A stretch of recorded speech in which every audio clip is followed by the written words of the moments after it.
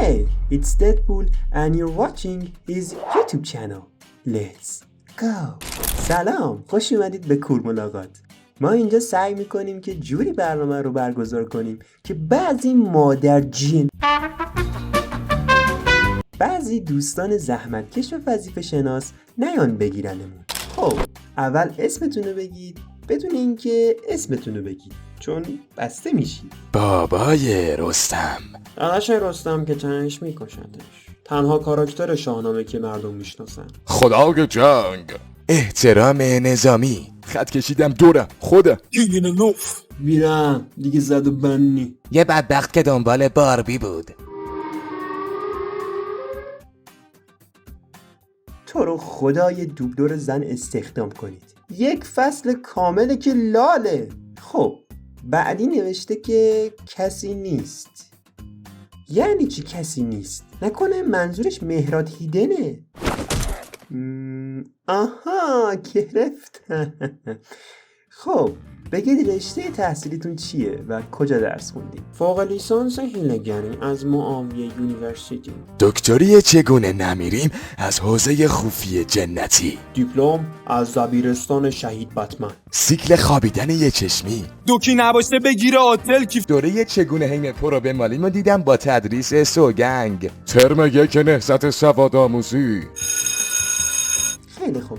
برونگرایی یا درونگرا؟ درون بگا. بادودگرا. دخولگرا. مرکزگرا. میانگرا. وسطگرا. قاچه کون. اینتروورت. انگلیسیش نکن بارد نیست. به جهنم. جان جدت نگو ادامه شو. به جهنم به درک به بسه کن تو بگو. همجنسگرا. خیلی خوب. اوقات فراغتتون رو چطوری میگذرونید؟ خیانت میکنم. نمیمیرم. میدونی که تلصف میکنه کمر رو. کفتر میندازن هوا رو پشت بوم رحمتی. آها خب هیچکس. تو چجوری اوقات فراغتتو؟ ولش کن. حالا بگید ویژگی خوبتون تو رابطه چیه؟ هنو پنیر میزنم صبح مثل قبل مدرسه و نمیمیرم. محمد رضا خوب رفتار میکنه. اسم من عشق وان نایت استند. تو آخرین وان نایت استندت زدی یارو رو باردار کردی بعدش هم بچه‌تو کشتی. کجاش ویژگی خوبه؟ میتونه با بخش اول اسمم شوخی کنه. چرا حرف نمیزنه؟ آها طرف مقابلتون چه غلطی بکنه کنسله. اهل خیانت و دغل‌بازی نباشه. صورتی نباشه. چی؟ لباسشو میگم. بمیره. میریم به سوال بعدی. به جهنم. به جهنم نمیریم، میریم سوال بعدی. نه منظورم این بود که به جهنم به درک به تخم. نه نگو خفه شو. با یکی از نزدیکاتون تماس بگیرید. الو سامان خاطی؟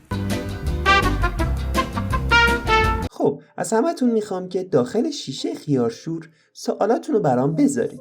3 سوال از بینشون به صورت تصادفی میپرسم. سوال اول، 5 سال دیگه تونو چطوری میبینید؟ دیگه خداگان مصرم کشتم دیگه. یه پادشاه دیگه هم میمیره و من هنوز زندم هرون زاده ها. هنوز آلبوم یادو ندادم بیرون. شاید پدرم هم کشتم. یه صورتیشو پیدا کردم. کن چی میگی؟ بابا پیکانو میگم. به چه سوالی. سوال دوم، بدترین آیتمی که طرف مقابلتون میتونه توی استایلش استفاده کنه چیه؟